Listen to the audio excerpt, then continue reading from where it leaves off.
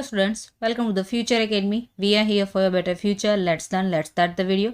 So आज के इस सेशन में हम बात करने वाले हैं स्टैंडर्ड 10 हिंदी सब्जेक्ट में चैप्टर नंबर 14 है आपका मेरी माँ, और इसकी एक्सरसाइज देखने वाले हैं, स्वाध्याय को देखने वाले हैं। पार्ट 2 है, पार्ट 1 ऑलरेडी हमने देख लिया है, उसका वीडियो यूट्यूब चैनल पर अवेलेबल है। पार्ट 2 के अंदर हम क्वेश्चन नंबर 3 है, 4, 5 एंड 6 इन 4 प्रश्नों की बात करने वाले हैं। अगर पार्ट 1 आपने अब तक नहीं देखा है तो ऊपर जो आई बटन दिखाई दे रहा है वहां पे क्लिक करोगे तो पार्ट 1 की लिंक मिल जाएगी। तो यहाँ पे हम पूरी एक्सरसाइज स्टार्ट करते हैं, चलिए जल्दी से देखते हैं। इससे पहले अगर आप इस चैनल पे नए हैं तो प्लीज चैनल को सब्सक्राइब कर देना, कमेंट्स भी कीजिए, वीडियो को लाइक भी कीजिए, शेयर भी कीजिए, जितना हो सकता है उतना प्लीज़ मदद कीजिए हमारी, और ऐसे वीडियो हम आपके लिए बनाकर लेकर आते रहेंगे। तो चलिए ज़्यादा बातें नहीं करते और वीडियो स्टार्ट करते हैं। यहाँ पे पहला प्रश्न यानी क्वेश्चन नंबर 3 आपके पास है। निम्नलिखित प्रश्नों के 4-5 वाक्यों में उत्तर लिखिए। ओके, लॉन्ग आंसर से है यहाँ पे। नंबर 1 यहाँ पे है, बिस्मिल को आत्मिक, धार्मिक और सामाजिक उन्नति में उनकी माँ का क्या योगदान रहा। तो यहाँ पे उत्तर आप ऐसे लिख सकते हो, बिस्मिल जब छोटे थे तब बहुत ही शरारती बालक थे। पिता और दादी से उनकी कभी नहीं बनती थी। उनमें संस्कार भरे तो उनकी माँ ने। माँ के उपदेश बिस्मिल के लिए देववाणी के समान थे। माँ ने ही उनमें दया और सेवा की भावना जगाई। माँ के प्रोत्साहन से ही बिस्मिल में धर्म के प्रति रुचि उत्पन्न हुई। कभी स्नेह और कभी हल्की ताड़ना से माँ ने उनमें तरह तरह के सुधार किए। माँ ने पुत्र को आर्य समाज में प्रवेश करने का समर्थन किया। इतना ही नहीं, समाज सेवा की समितियों में भी पुत्र को कार्य करने की प्रेरणा दी। लखनऊ कांग्रेस में शामिल होने के लिए माँ ने बिस्मिल को खर्च दिया, यानी पैसे जो लगते थे वो वहाँ पे माँ उनको देती है कि भाई तू जा और वहाँ पे जाके ये काम कर या फिर उस अधिवेशन में शामिल हो जा। इस प्रकार यह कहने में जरा भी अतिशयोक्ति नहीं कि बिस्मिल को उनकी माँ ने बनाया। माँ के कारण ही बिस्मिल की आत्मिक, धार्मिक और सामाजिक उन्नति में गणना हो सकी। तो ये सारे कार्य उनकी माँ ने ही किए थे। उनकी माँ को वो ज़्यादा मानते थे। ओके, वो अपनी माँ को एक जैसे उनकी माँ बोले तो वही उनके लिए सच था, ऐसी वाली उनकी भावना थी। पिताजी और दादी से उनकी कभी नहीं बनती थी, पहले से वो ज़्यादा शरारती थे। तो उनको सुधार करने के लिए माँ ने कभी कभी उनको समझाया भी प्रेम से, और कभी कभी उनको ताड़ना यानी उनको धमकाया भी था, उनको थोड़ा डांटा भी था, और इस तरह से उनके अंदर सुधार किया था। आर्य समाज में प्रवेश करने के लिए भी उन्होंने समर्थन दिया था। समाज सेवा की जो समितियाँ होती है वहाँ पे भी पुत्र को कार्य करने की उन्होंने प्रेरणा दी थी, और इस तरह से वो देशभक्ति और देश कार्य के अंदर जुड़ने लगे थे। तो यहाँ पे उनकी माँ ने ही उनके आत्मिक, धार्मिक और सामाजिक विकास या उन्नति करने में उनकी माँ का बहुत ही जबरदस्त योगदान रहा है। तो आप ये सब लिख सकते हो। ठीक है, चलिए नेक्स्ट अब हम बढ़ते हैं। नेक्स्ट जो क्वेश्चन है नंबर 2, बिस्मिल की चारित्रिक विशेषताओं पर प्रकाश डालिए। उनका कैरेक्टर के अंदर क्या विशेषताएं थी उसके ऊपर आपको प्रकाश डालना है। तो इसका उत्तर आप ऐसे लिख सकते हो, रामप्रसाद बिस्मिल, आप ऐसे लिख सकते हो, रामप्रसाद बिस्मिल में आरंभ से ही कुछ असाधारण गुण थे। वे सत्य प्रेमी थे। इस गुण ने उन्हें दृढ़ सिद्धांतवादी बना दिया था। जो वस्तु धर्म विरुद्ध हो उसे वे कभी स्वीकार न करते थे, यानी अगर धर्म के विरुद्ध है, उनको लगता है कि ये सही नहीं है, तो वो कभी उसका स्वीकार नहीं करते थे। मुकदमा खारिज हो जाने की उन्होंने परवाह नहीं की, पर वकालतनामे पर जो उनके पिताजी के हस्ताक्षर करने थे वो उन्होंने नहीं किए।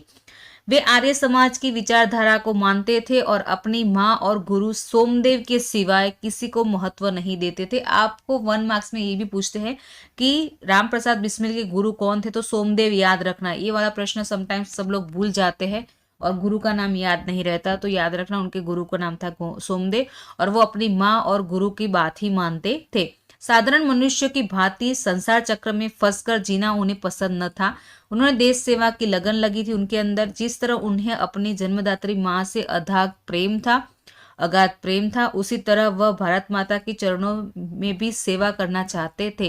अंत में भारत माता की सेवा करने में उन्हें अपने प्राणों की प्राण बलि दे दी, यानी वो फांसी लग जाती उनको और अपने प्राण त्याग देते भारत माता की सेवा करते करते।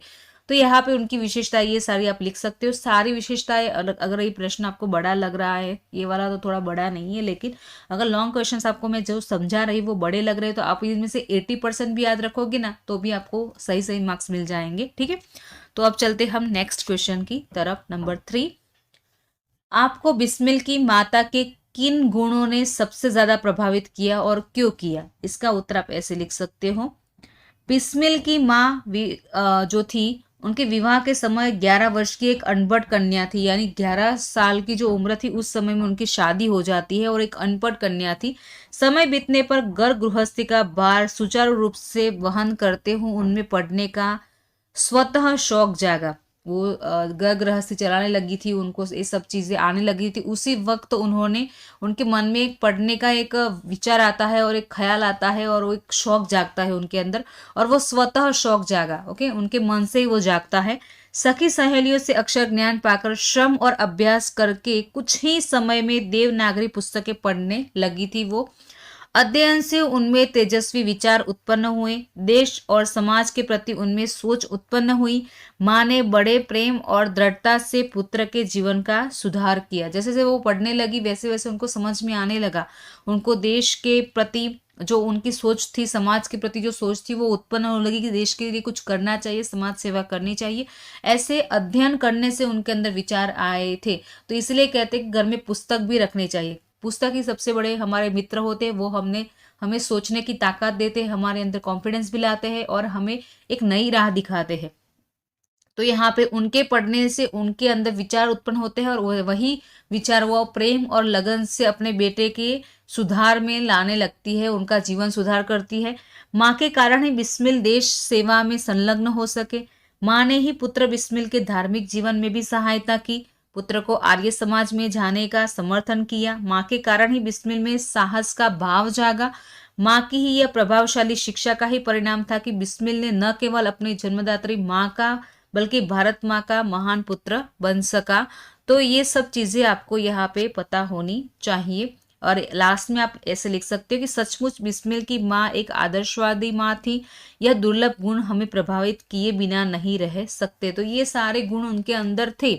वो पढ़ी तो उन्होंने बिस्मिल के अंदर धार्मिक जीवन बनाया, उनका आर्य समाज में उनका समर्थन जाने में समर्थन किया। अदरवाइज वो नहीं करती। अगर उनको पता ही नहीं होता कि आर्य समाज क्या है तो वो समर्थन कभी नहीं करती। ओके, उनके अंदर साहस का भाव जागा, वो भी माँ की वजह से। माँ की जो प्रभावशाली शिक्षा थी उसी का परिणाम था कि वो सिर्फ अपनी जन्मदात्री की सेवा नहीं पर बल्कि भारत माता की सेवा करके उनके महान पुत्र बन गए। तो ये सारी चीजें इतनी ज्यादा प्रभावशाली है बिस्मिल की माँ की, जो हमें प्रभावित करती है। तो आपको ये सब चीजें यहाँ पे लिखनी है। आई होप कि आपको ये वाला प्रश्न समझ में आ गया होगा।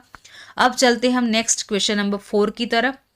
यहाँ पे क्वेश्चन नंबर 4 है, निम्नलिखित शब्दों के विरुद्धार्थी शब्द बताइए। नंबर 1 यहाँ पे है विरोध, 2 है खर्च, नंबर 3 है आरंभ, नंबर 4 है उत्साह, नंबर 5 है सद्व्यवहार और नंबर 6 है उत्तर। तो इसके आंसर्स क्या आएंगे? विरोध का होता है समर्थन करना, खर्च का होता है आमदनी, आरंभ का विरोधी होता है अंत होना, उत्साह का होता है अनुत्साह, सद्व्यवहार का होता है दुर्व्यवहार और उत्तर का होता है प्रश्न। सॉरी, यहाँ पे उत्तर मैंने लिख दिया है पर उत्तर का होता है अपोजिट प्रश्न।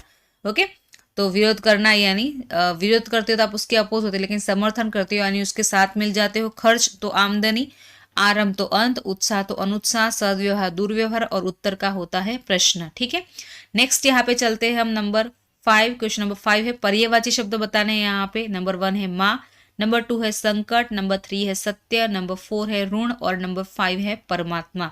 तो इसके उत्तर देखते हैं। माँ का होता है जननी, संकट का होता है परेशानी दुख कह सकते हो, नंबर 3 सत्य का होता है सच, ऋण का होता है यहाँ पे कर्ज और परमात्मा का होता है ईश्वर भगवान। ठीक है, अब यहाँ पे क्वेश्चन नंबर 6 है, निम्नलिखित जो यहाँ पे पंक्तियां या फिर वाक्य दिए हैं उसके प्रकार बताने हैं आपको। वाक्य के प्रकार बताइए।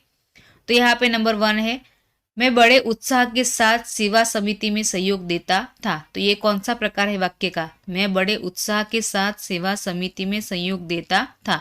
तो ये वाला विधान वाक्य है। नंबर 2 है यहाँ पे, अब मैं तुमसे नहीं मिल सकूंगा। तो ये वाला कैसा? निषेधात्मक वाक्य है। ओके, कैसे? क्योंकि अब मैं तुमसे नहीं मिल सकूं, नकारात्मक बात की गई है, तो ये निषेध वाक्य है। नंबर 3 है यहाँ पे, परमात्मा जन्म जन्मांतक ऐसी ही माता दे। तो ये वाला इच्छावाचक वाक्य है, वो परमात्मा से इच्छा व्यक्त करते हैं इसलिए इच्छावाचक वाक्य है ये। और लास्ट नंबर है, क्या मैं कभी तुम्हारा कर्ज चुका सकूंगा? तो ये संदेहवाचक वाक्य है। ठीक है, तो ये सारे थे प्रश्न। आई होप कि आपको समझ में आ गया होगा। वीडियो आपको आई होप कि पसंद आया होगा। अगर पसंद आया तो प्लीज़ लाइक कर दीजिएगा, ठीक है। और चैनल पर अगर पहली बार आए हो, पहली बार देख रहे हो तो सब्सक्राइब करना मत भूलिएगा। तो ये था फ्यूचर एकेडमी। वीडियो देखने के लिए आपका बहुत बहुत धन्यवाद। वीडियो को लाइक करें, सब्सक्राइब करें चैनल को, शेयर करना मत भूलिएगा। मिलते हैं नेक्स्ट सेशन में नए वीडियो के साथ। तब तक take care all of you, bye.